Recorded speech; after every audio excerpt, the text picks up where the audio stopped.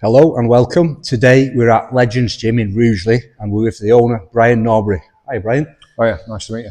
So we've come to talk about Bryan's history in bodybuilding, how he got started in training, and obviously a tour of the gym, which I've just had a look around and it's fantastic, clean, really organised, great facility. So when did you get into training, Bryan?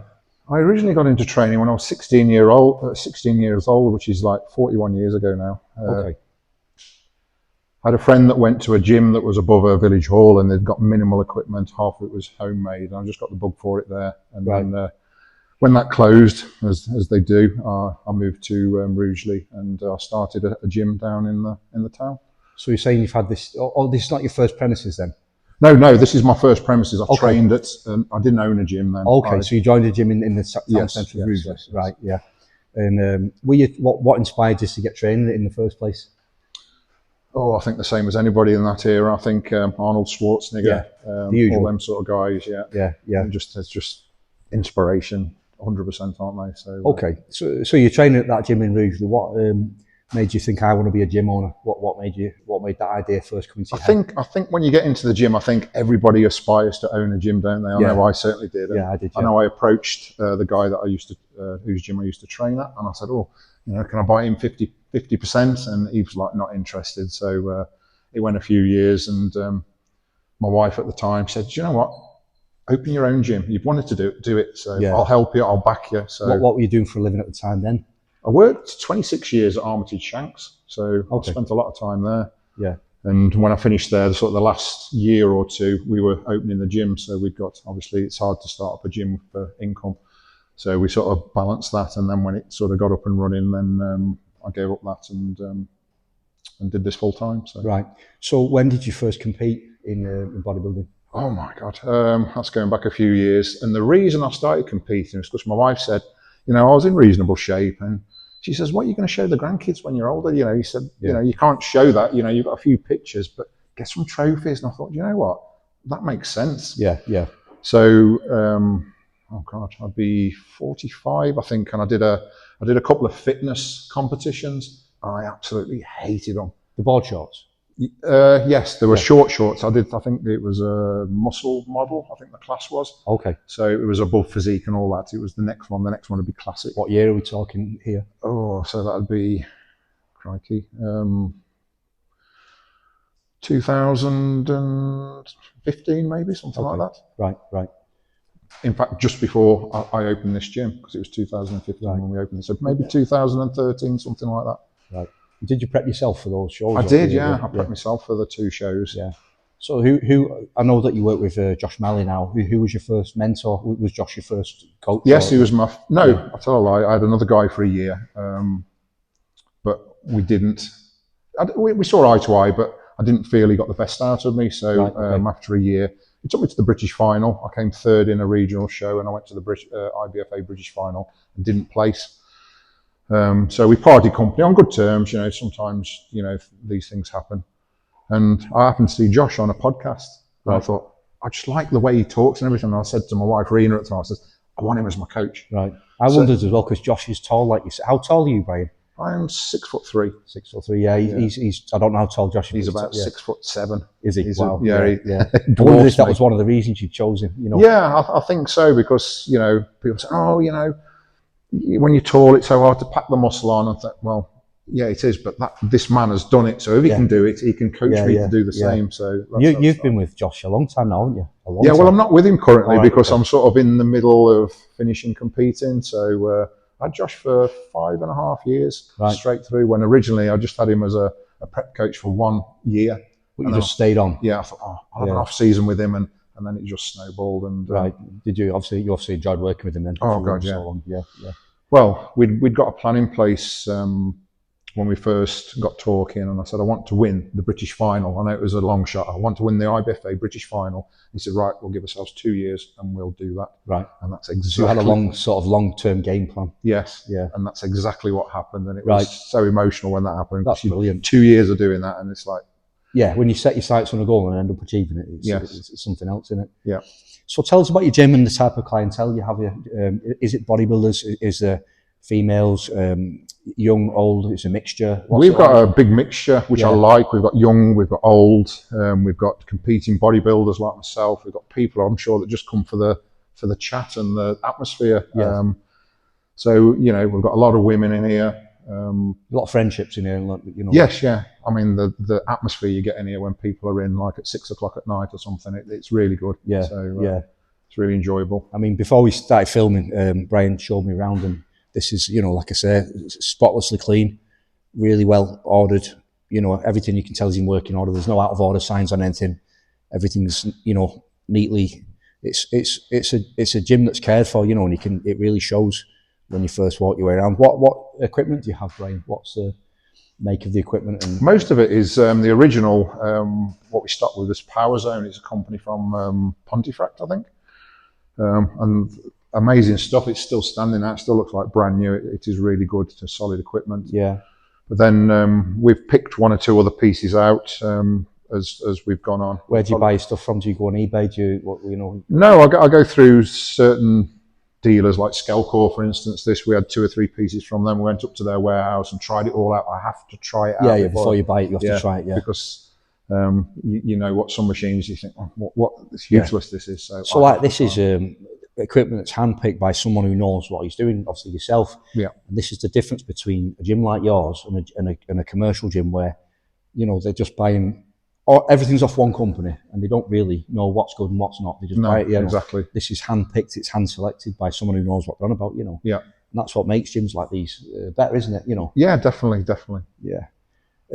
So your clientele, do you have any competitive bodybuilders at the minute? Well, myself, I'm sort of. Do you know what? I thought I'd retire last year, and then suddenly, when you talk about it, it can leave a big void in your life, as you'll probably know. Yeah. So I thought what I'd do was slow down, maybe just do 2 competitions this year. What were you averaging then? How many comps were you averaging? Well, was it not? Oh, last year I did 4, I think, and that was supposed to be a slow down year, 4 or 5. But I did 2 British finals as well, so obviously that threw it up to 2 more. But before that, I think I did 8 the year before, and I did the Universe, went to Italy. Did the British final. Is it Sapri in Italy? Yes, went to Sapri. I did that in 2005. Is Biagio still around? Yes. Yeah. He was still head judge. What a legend. He had his own gym, Biagio. Did you have a look at his gym? I didn't. I used another gym. I didn't sort of know. And I was on my own pretty much because a lot of people travel together and then you sort of get in the know. And I just Googled the gym and it wasn't his. Right. Whether or not he's still got it. But when you walked in the entrance, there was a big sculpture of a bodybuilder, hand sculpted. And Biagio had done it. He carves and a lot of the trophies the year I did it were carved by Biagio. He's just one of these sort of genius people who can speak loads of languages. And I used to see him flying around the village on his bike with his top off. And even then, he was in his 70s back then. So he must be getting on now. But it's a good experience to go to Italy. Yeah. It's a long travel and it's.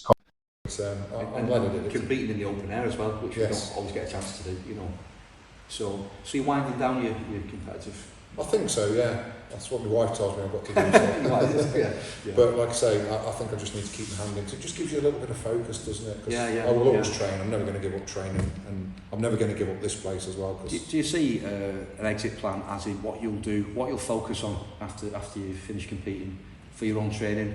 What will become your focus? Then will you actively try and lose muscle or maintain? Or I'll try and maintain as much as I can. I think naturally as you get older, you're going to sort of a trophy anyway, aren't you? You're going to lose that muscle. It's hard to build now as you're getting older. So just to keep fit and healthy and longevity, I just want to be able to squat and move. Do you mind if I ask how old are you, Bryan? I'm 57. Wow.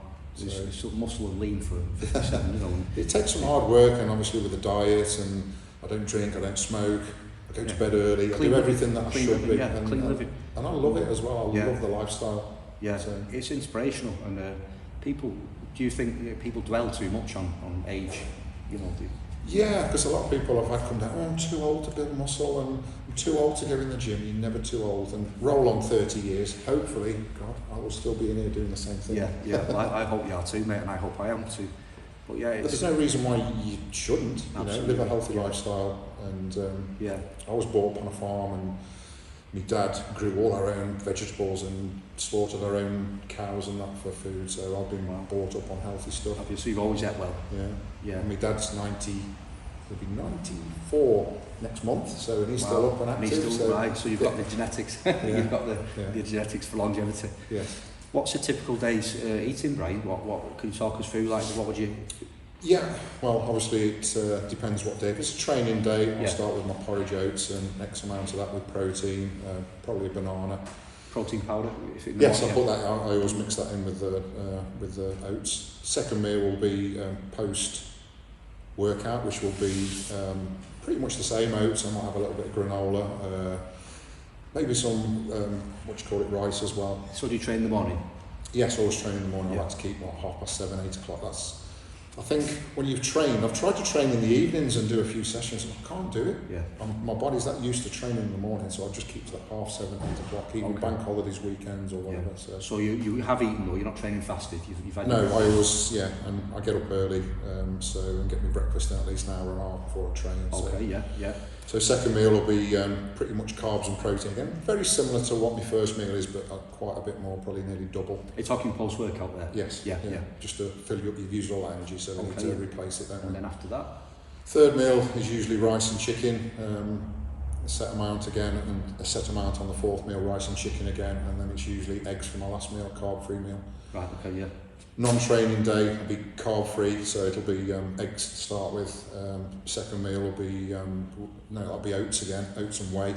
Third meal will be rice and chicken, fourth meal rice and chicken, or beef and rice, and then the fifth meal will be eggs again. So right, okay. Dead simple. Yeah. And vegetables all with that, of course, loads of vegetables. How about cardio? How much cardio do you do? Minimal cardio. Minimal? But I do try and do some, because obviously it's good for your heart health. Yeah. I can prep without it, zero cardio. Really? Yeah, I really can. Have you always had a fast metabolism? Or? Yes, yeah. Yeah. But there's the downside to that where I struggle to build muscle. Yeah.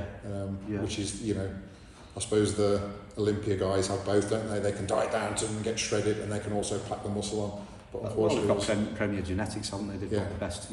We're just working with what we've got, aren't we? But yeah, so you don't do cardio? Wow, well, yeah, lucky. No. I do a little bit just for heart health. I do walk, and I do try and do a little bit. As like I say, it's good for heart health, isn't it? And it does. I find it does transfer into the gym as well. So you get them extra couple of reps out. Yeah.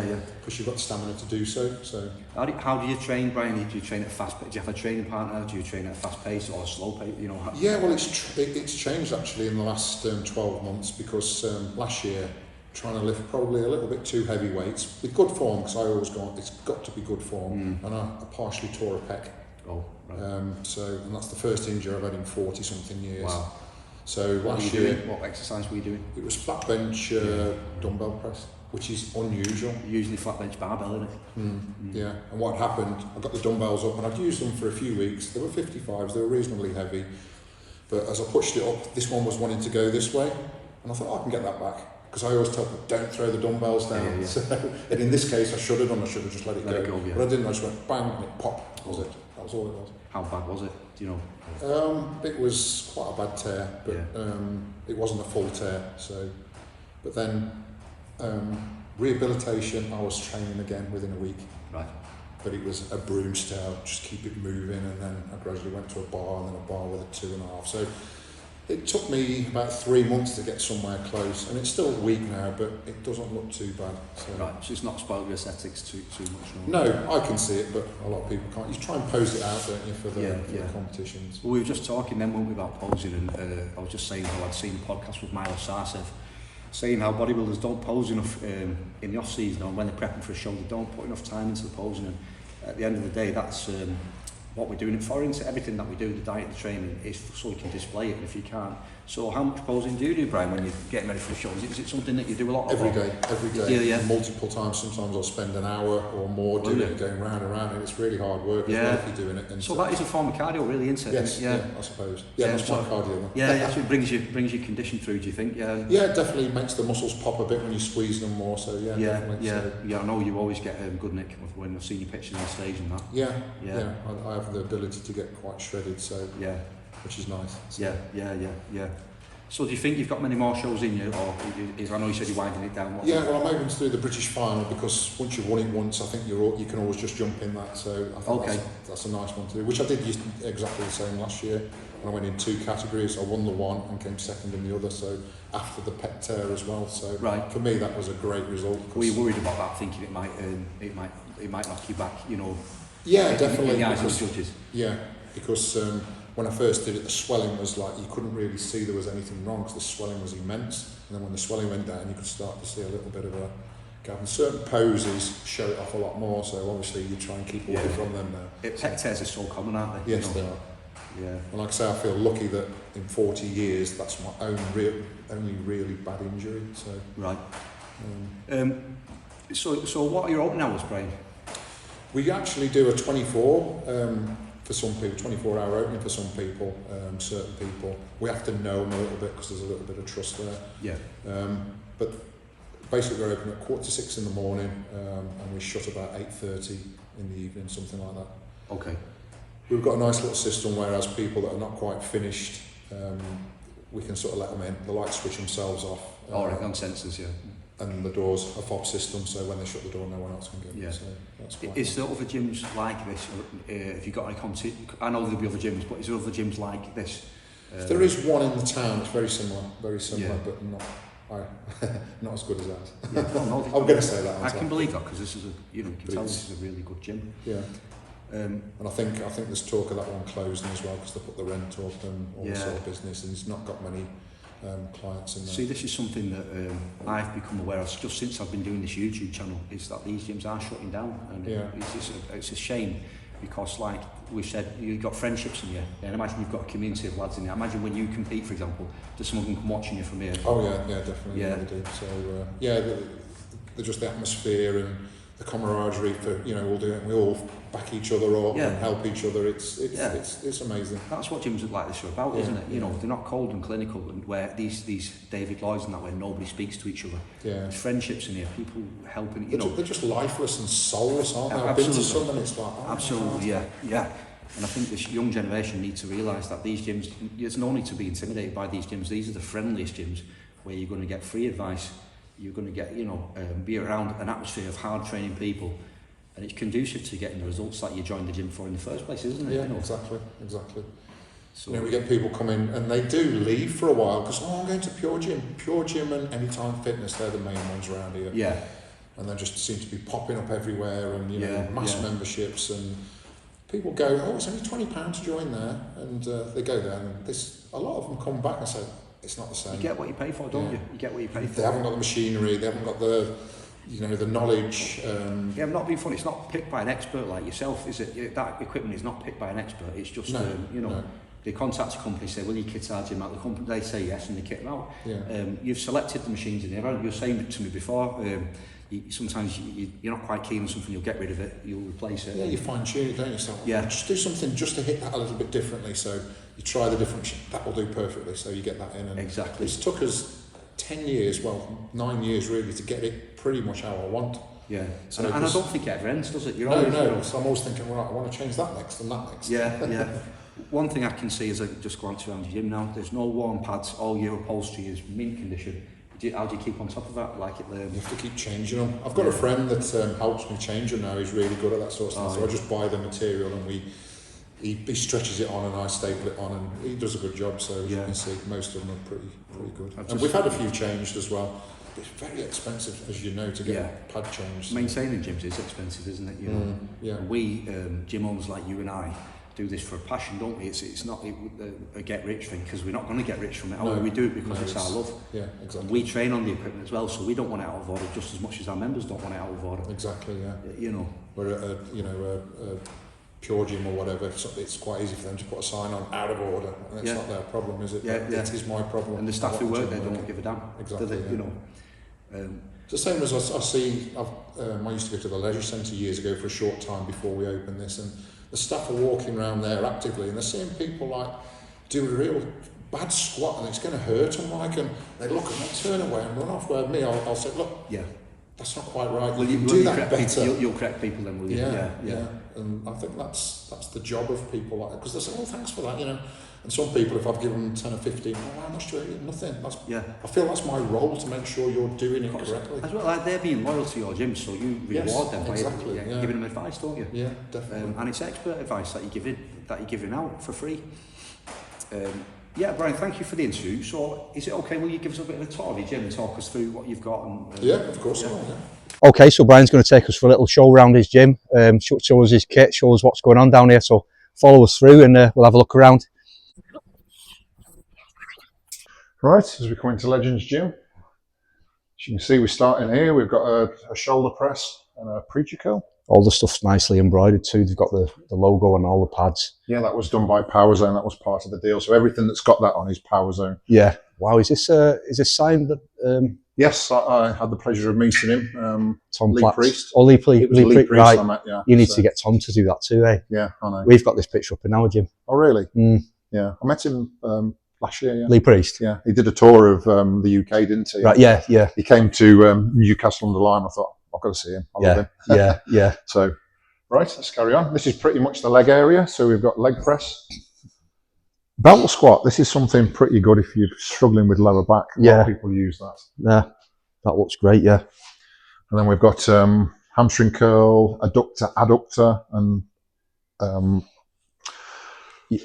leg extension. Yeah, so you've got your leg stuff close together. So if you're supersetting or whatever, that's why some of it was spread out when we first started, but I've sort of moved all the different body parts to one area. So all this up to the pendulum squat there is all legs. So yeah, as time goes by, you sort of get it more and more optimal, don't you? Yes, yeah, exactly. So this is obviously a squat rack.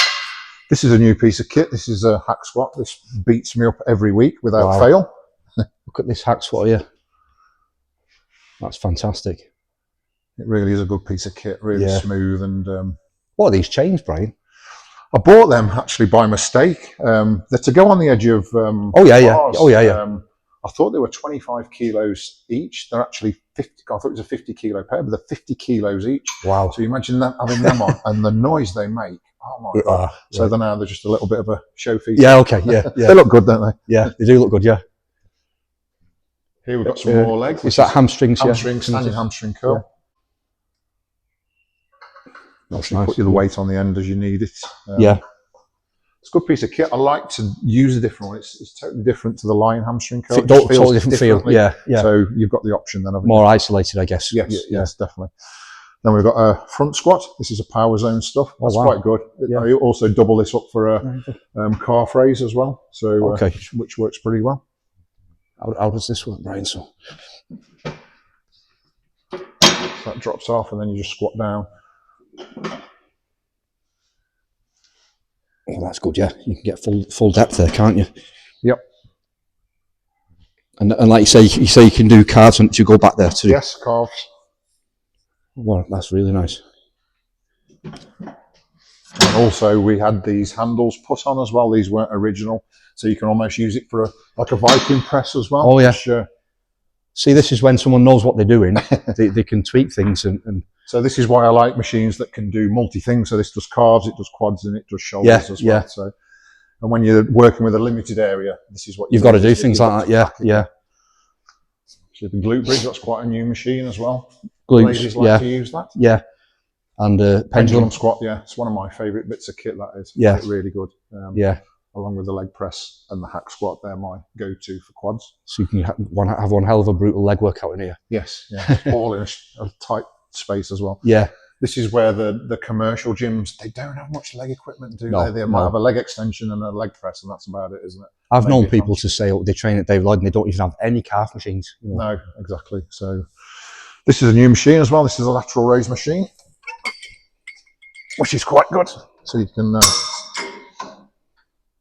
lateral raise. You can also turn this up as well and turn it into like a fly. So you can come down and oh wow! Yeah, look at that.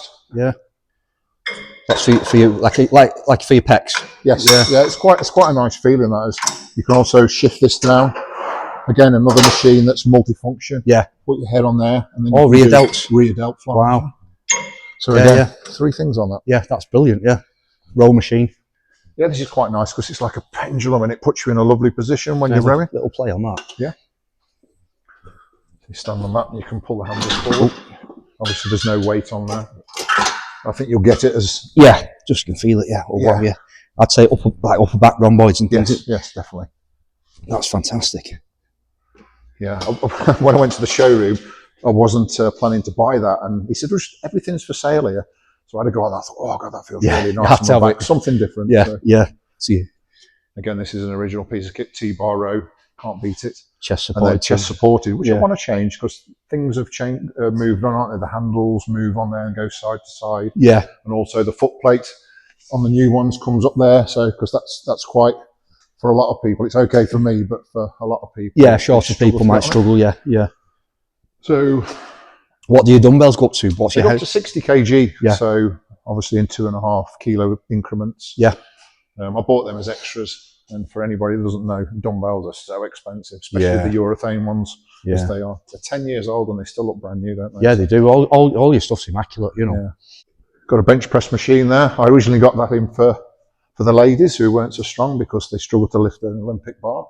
Okay. But it gets used. Does that convert? Is it a conversion press, that one? It's not, no. It's not. I don't think it is anyway. It doesn't seem to work that way. Oh, that's nice. Yeah, yeah. It's quite nice, and during COVID, when I trained on my own, things like this are very safe to use, aren't they? If you're loading up a bar and it's like... Yeah, you're never going to get in any danger, are you? Yeah, you know. So I always encourage people to use machines. This is a nice multifunction machine as well. It's primal. You can do pretty much anything on that. A lot of cables, bicep, lateral raises, you name it. You can even squat on it if you like. Right. It comes with a lot of attachments. Some nice artwork up on the wall there. Arnold, Jay. Yeah, we used to have a guy that came here that was a really good drawer, and he actually hand drew them. So that's fantastic. I know. So they're really good art. He's a tattoo artist now, and he puts stuff like that on people's arms. Funnily enough, in our gym, we've got some on the wall that are done by a tattooist. Yeah, just amazing. It's just nice touches like that, isn't it? Yes, this is a converging press, which is really very versatile because it goes flat. It almost goes into a decline. Oh yeah. Also comes to an incline, and it does all the way up to like a shoulder press. Can you show us how that works, Brian, please? Yep. So for the shoulder press,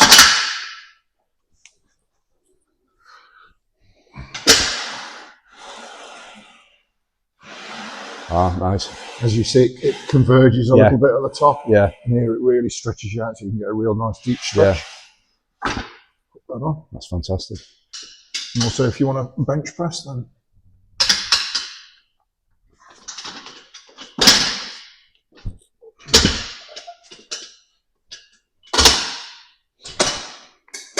with a simple movement like that. And obviously, you can move it backwards and forwards to wherever you need to be. Okay. And you can still get it into a chest press. And again, you get a massive stretch there. Yeah. And a nice little conversion there. So. That's a nice machine, and again, very safe. Yeah. And again, multi things. It's an incline, flat, and decline all in one, plus a shoulder. Yeah, yeah. So, this is an original piece. 3D Smith machines. Oh, 3D Smith machine, right. So obviously it's like a Smith machine, but it comes this way as well. And again, you can do loads of things on it. Shoulder press, squat even, bicep curl even. Very, very versatile. Right. I did have 2 of them, but I had to get rid of one to get the new machinery in. It's space, isn't it? Yeah. You know. So this is a new piece of kit as well. I really like this as well. Look at this. You've got to have a go with this. Yeah. We'll just stick a bit of weight on. So what I like about this is the versatility of the grip. So wherever your hands want to go, obviously you can narrow it and widen it. So you're not locked in. When you pull down on this, for me, it puts you in a really good position. It gets your shoulders back and arching your back, and you can really feel it on the It looks good. It looks very smooth as well. This is another couple of pieces, isn't it? Yes. Straight away, you can feel it on your back. Oh yeah. That's really, and you get a really good stretch as well. Yes. You want one of them for your gym now? I do want one of them for my gym. So chins and dips. Yes. Leg raises as well. Yeah. And then obviously the pec deck and rear delts. Rear delts, yeah. And then another cable machine a bit wider. And you've got all these attachments as well, haven't you? Yeah, they're like the mag grip type things. Yeah. We've got all them on the wall as well. All put away nice and neatly. All neatly set out, yeah. Well, that's what I mean. It's a clean, organised gym, you know. Yeah, so nothing on the floor. And then this machine, I actually designed this machine to fit into this corner, yeah. Did you? Yeah, they made it to fit into this corner. It fits nice. And that's an efficient use of space, yeah. Yeah, so obviously you've got a lat pull down there, then you've got your cable crossovers, the bottom cables. Yeah, yeah. This is supposed to be a dedicated tricep push down. Okay. And then obviously you've got your low row as well. So low pulley row. All fits nice, yeah. Tell us, Bryan, you were telling me before we started filming about this guy. He's a movie star who trains at your gym. Oh yeah, Scott Adkins. We're lucky enough to have him at the gym. He's quite a well-known actor, and you're bound to see him. He's been in no end of films. He looks like that now. He just had his hair shaved off for his role. You do train him? Yes, I train him when he comes, probably 2-3 times a week. So fantastic. Getting him into shape for his films. For his roles, yeah. So that's all good. All good for the gym. You have an upstairs too, Bryan? Yes. It's all cardio upstairs, so follow me. Everything put away on the wall. Look, yeah, nice and neat. Before we go any further, show us your trophies, Bryan.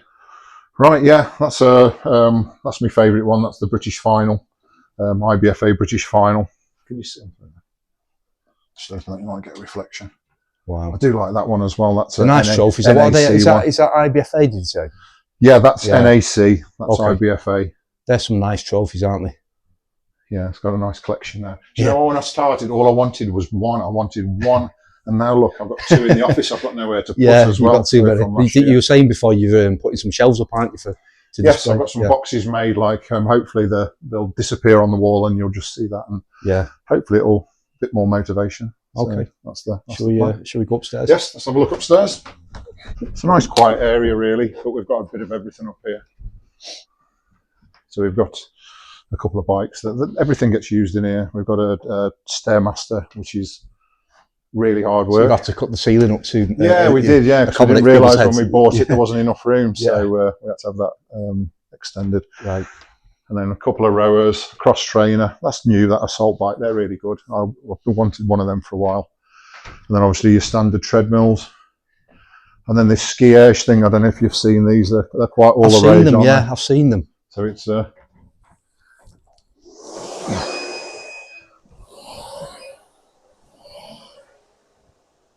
That's as much as I'm going to do. It doesn't half get you breathing though. So, good for your cardio. And then you have a therapy room, don't you, Bryan, as well? Yes. Let me just show you in here. We're lucky to have a really top quality masseuse, sports injury. And this is the room that she uses. We've had some famous footballers here as well. So they've given us a few of their signed shirts.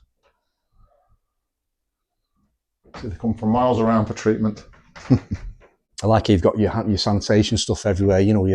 Yes, yeah, that's a big thing for us. Everywhere you go, when you finish, just spray it off, wipe it off, throw the empty the towel in the bin, and we recycle and wash them and put them back. So we used to use paper towel, but it's costing a lot. I noticed that. I spend a lot on paper towels. Yeah, they do. Yeah, and then they just chuck it in the bin. I spend a lot on paper towels. Yeah. Right, thank you, Bryan. Is that everything that we've seen? Everything, haven't we? I think so. Yeah, thanks for showing us around your gym and taking the time out of your bank holiday Monday. No problem. It's a pleasure. Really appreciate it. And this is exactly the type of gym why we do this YouTube channel, to showcase real gyms where the owner, like yet another gentleman, the 4th one I've done, and the 4th absolute gent of a gym owner. These are the type of gyms you want to be at if you want to make progress. You want to be part of a community. These gyms, this is Legends in Rugeley. Come and check it out. You meet Bryan. Thank you for your time, Bryan. Yes, everybody's welcome. We're a very friendly bunch here.